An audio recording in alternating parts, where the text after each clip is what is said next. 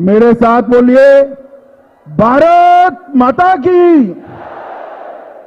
क्यों भाई, आप लोगों की आवाज को क्या हो गया है? 17 सितंबर है, हैदराबाद विमोचन दिन है, ऐसी आवाज में बोलोगे क्या? यहां से हैदराबाद तक और यहां से मराठावाड़ा तक आवाज जानी चाहिए। मेरे साथ दोनों हाथ उठाइए, मुट्ठी भींचे और प्रचंड आवाज से बोलिए, भारत माता की, भारत माता की। मंच पर उपस्थित हमारे भारतीय जनता पार्टी के अध्यक्ष, जिनकी प्रजा संग्राम यात्रा में मैं आज यहां पर आया हूं, आगे आइए संजय भाई, ऐसे श्रीमान संजय बंडी जी, मेरे दोस्त, मेरे मित्र और मोदी जी की कैबिनेट में मंत्री श्रीमान जी किशन रेड्डी जी, यहां के लोकप्रिय सांसद श्री अरविंद धर्मपुरी जी, हमारे दूसरे सांसद श्री स्वयं बापूराव जी, हमारे महामंत्री श्री तरुण चुग जी, तेलंगाना भारतीय जनता पार्टी के वरिष्ठ नेता श्री मुरलीधर राव जी, श्री डी के अरुणा जी, अब जिनको फिर से एक बार जिताना है, ऐसे हमारे राजेंद्र जी, आगे आओ राजेंद्र, अरे आगे आओ भाई, आगे आओ, जोर से ताली बजाइए।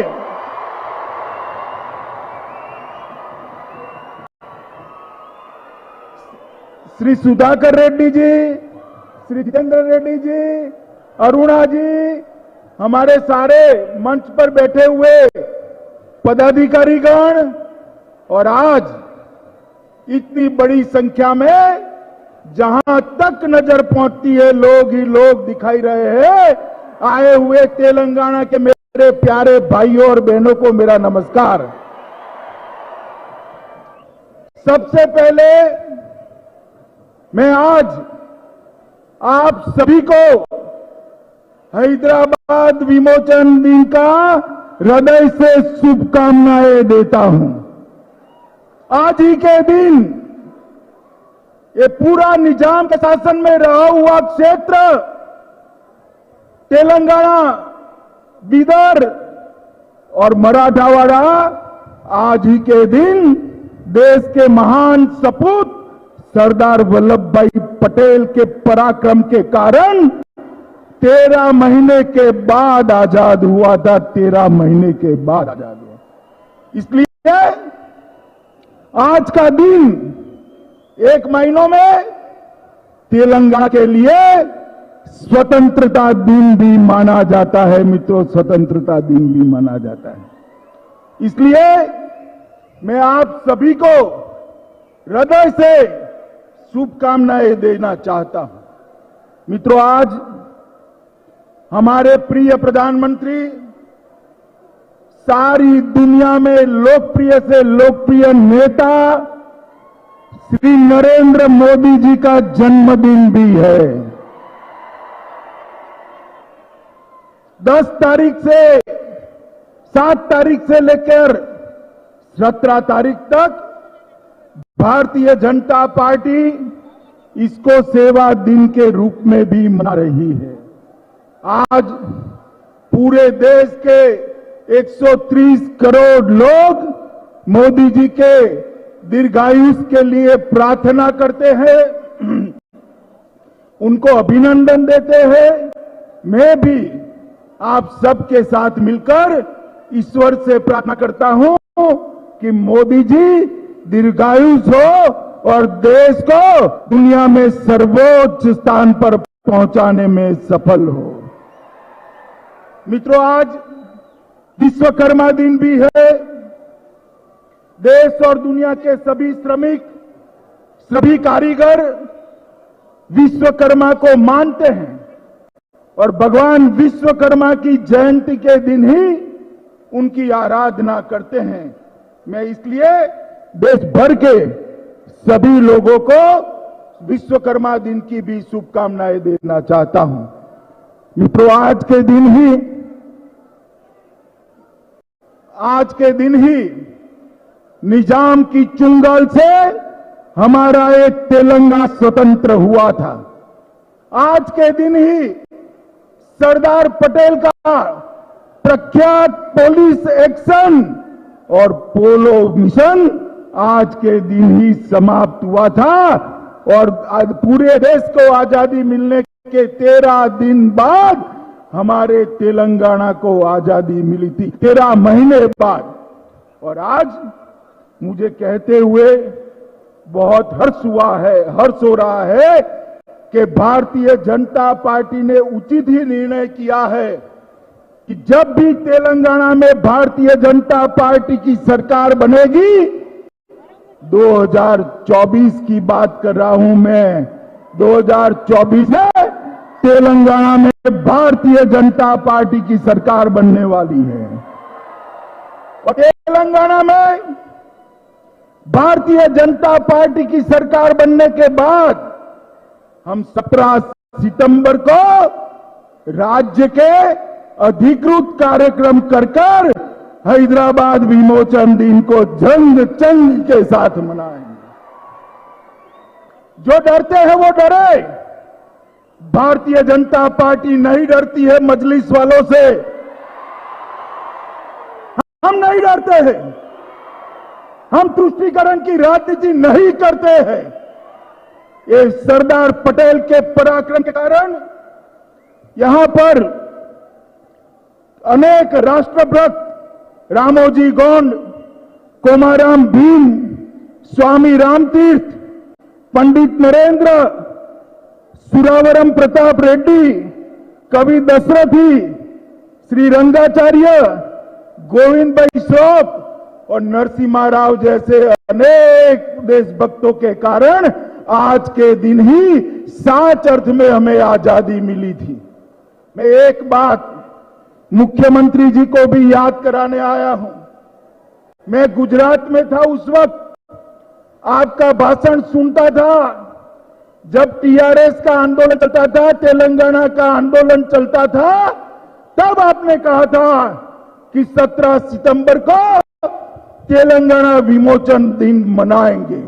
माताओं, भाइयों, बहनों, कहा था या नहीं कहा था? जोर से बोलिए, कहा था या नहीं कहा था? भाई, मैं आज पूछना चाहता हूं मुख्यमंत्री जी को कि वो आपके वादे का क्या हुआ? क्या हुआ? कर्नाटक मना रहा है, महाराष्ट्र मना रहा है, आपने आज ध्वजवंदन क्यों नहीं करा? किसका डर है? बोलो भाई, किसका डर है उनको? किसका डर है? भारतीय जनता पार्टी किसी से नहीं डरती है। एक बार भारतीय जनता पार्टी की सरकार बना दीजिए, ये रजाकारों से मुक्ति लेने वाले दिन के दिन ही हम हमेशा तेलंगाना राज्य का अधिकृत मुक्ति दिन मनाएंगे, अधिकृत मुक्ति दिन मनाएंगे। मित्रों, ये आजादी के लिए निर्मल के भोले भाले आदिवासियों ने पहले अंग्रेजों के खिलाफ और फिर निजाम के खिलाफ बहुत बड़ा संघर्ष किया। सन 57 की क्रांति के शुरुआत में ही इसी इलाके के रामजी गोंड के नेतृत्व में निजाम और अंग्रेजी शासन के खिलाफ संघर्ष किया गया। इनके साथ लड़ाई हुई। जब सब पकड़े गए तो 1860 में निर्मल के एक कस्बे में बरगद के पेड़ पर 1000 लोगों को फांसी पर चढ़ा दिया गया था। 1000 लोगों को। क्या मुख्यमंत्री जी, आज निजाम के रजाकारों से मारे गए हुए सारे शहीद निर्दोष नागरिक को, चाहे संघर्ष करने वाले स्वामी राम तीर्थ के नेतृत्व में संघर्ष करने वाले शहीद हो, उनका बलिदान व्यर्थ नहीं जाएगा। 14 सितंबर को तेलंगाना विमोचन दिन मनकर ही रहेगा। भारतीय जनता पार्टी उसको मनाएगी। मित्रों, आज मोदी जी का जन्मदिन है। मैं आप लोगों को एक समाचार देना चाहता हूं कि आज देश भर में कोरोना के खिलाफ सुरक्षा के लिए एक बहुत बड़ा वैक्सीनेशन, बहुत बड़ा टीकाकरण चल रहा है। दोपहर 3 बजे तक देश में 1 करोड़ से ज्यादा लोगों को टीका दे दिया गया है और ये रात तक चलने वाला है।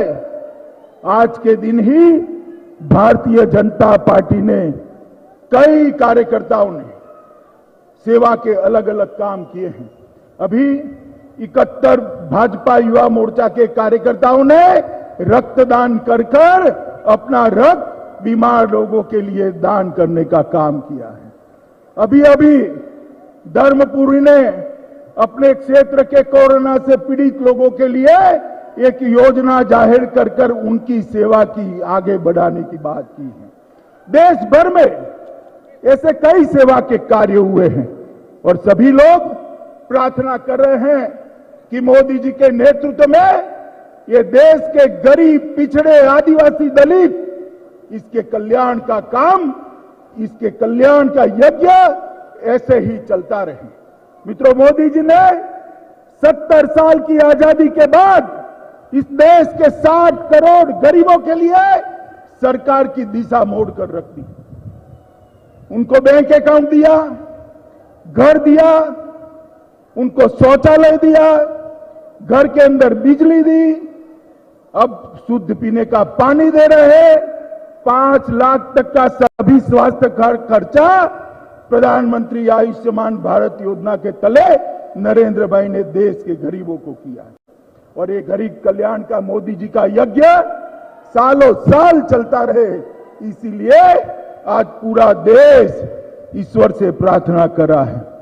मित्रों, आज मैं बंडी संजय की प्रजा संग्राम यात्रा में आया हूं। आजादी के वक्त पैदल यात्रा करने वाले हमने देखे थे, मगर आज भी तेलंगाना की जनता की सुखाकारी के लिए ये संग्राम यात्रा लेकर संजय बंडी निकले हैं। ये 5 चरणों में चलने वाली है और हर चरण लगभग 50 से 60 दिन का रहेगा। मेरी दाई और जो वो सभी बैठे हैं, उनको भी मैं शुभकामनाएं देता हूं। और जब ये यात्रा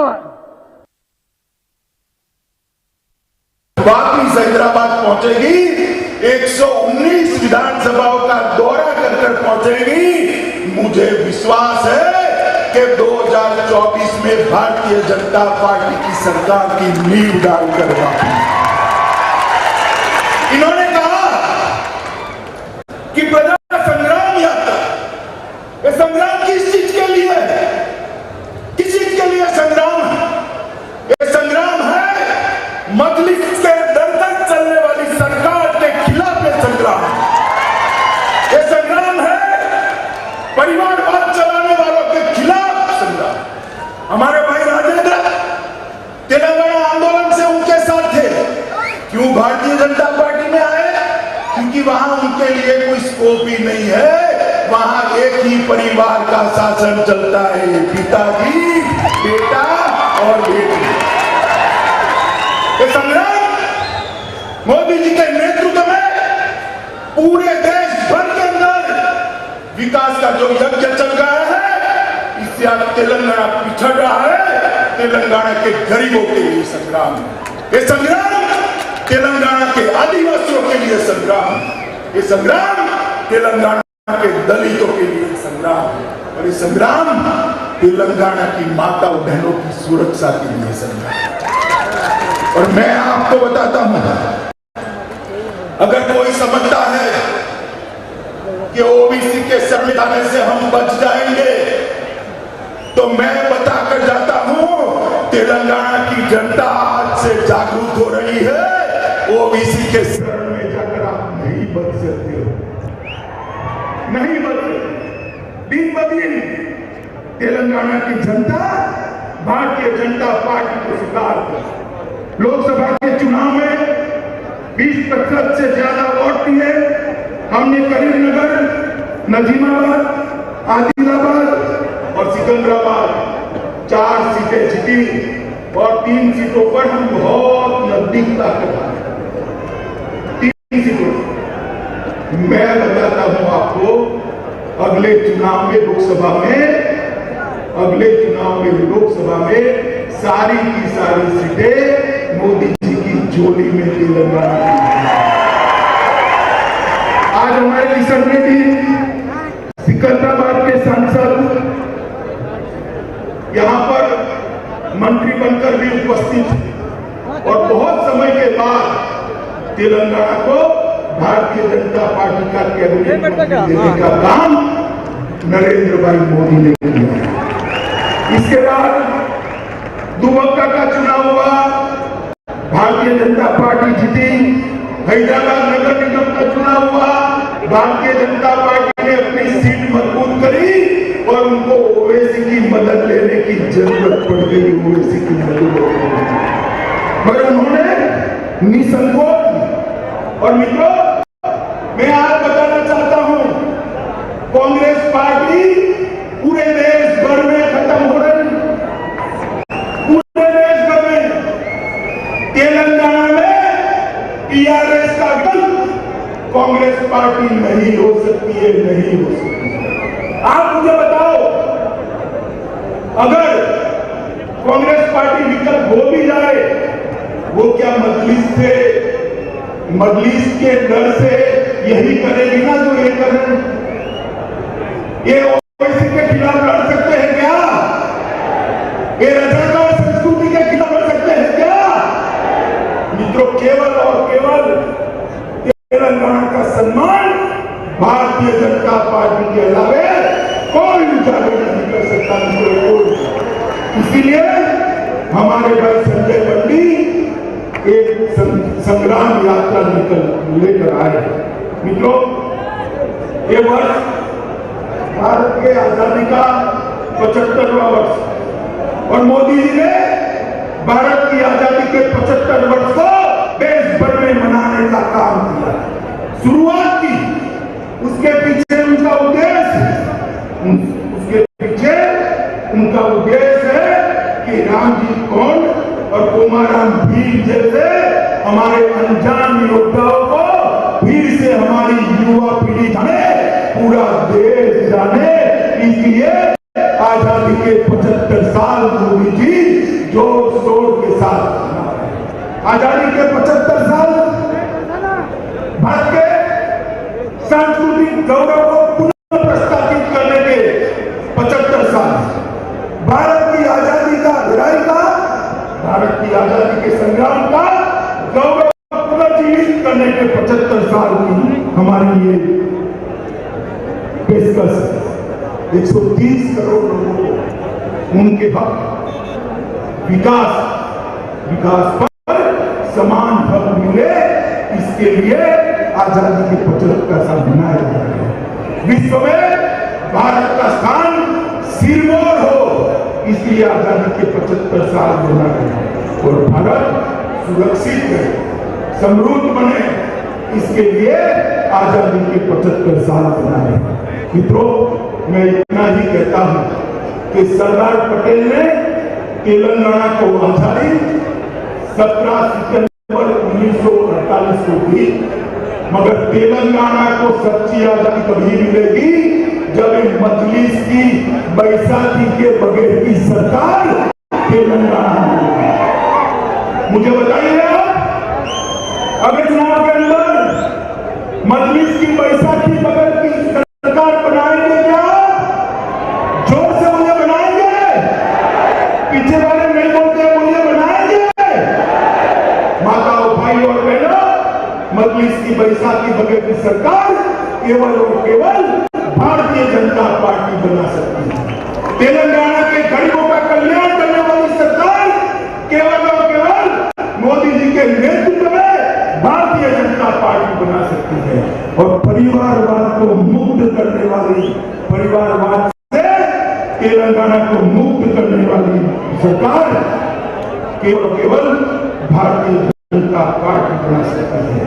मित्रों, आज मैं यहाँ आया हूँ तब इतना जरूर कहना चाहता हूँ कि तेलंगाना के अंदर धर्म के आधार पर एक रिजर्वेशन है। आरक्षण धर्म के आधार पर कभी नहीं होना चाहिए। ये भारतीय जनता पार्टी की नीति है।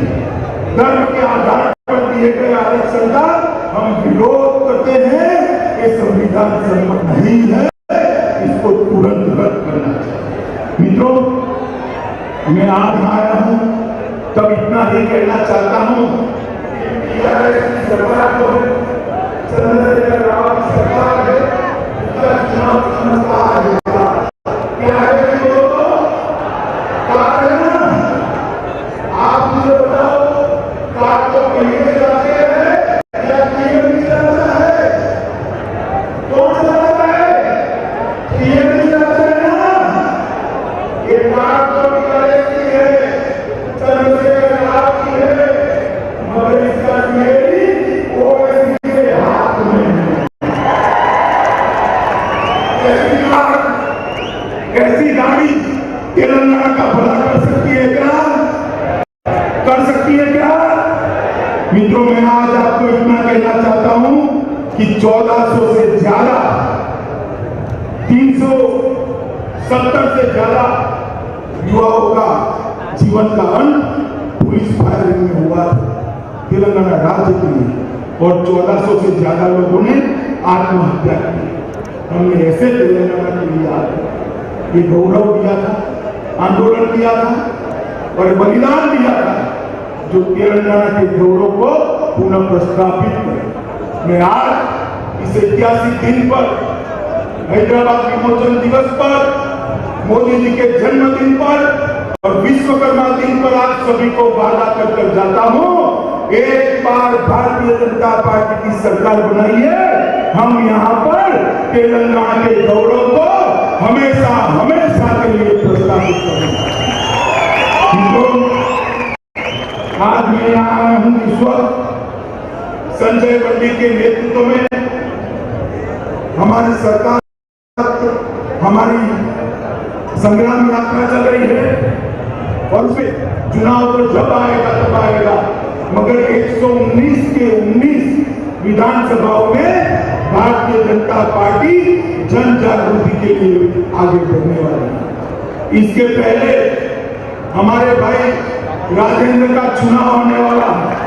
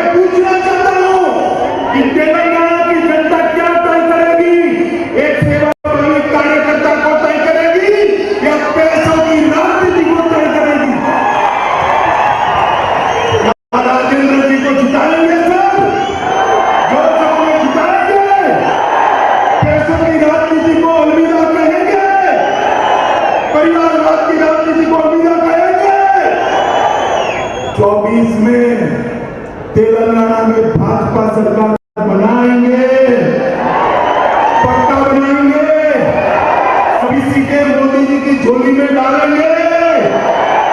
तो मेरे साथ दोनों हाथ उठाइए।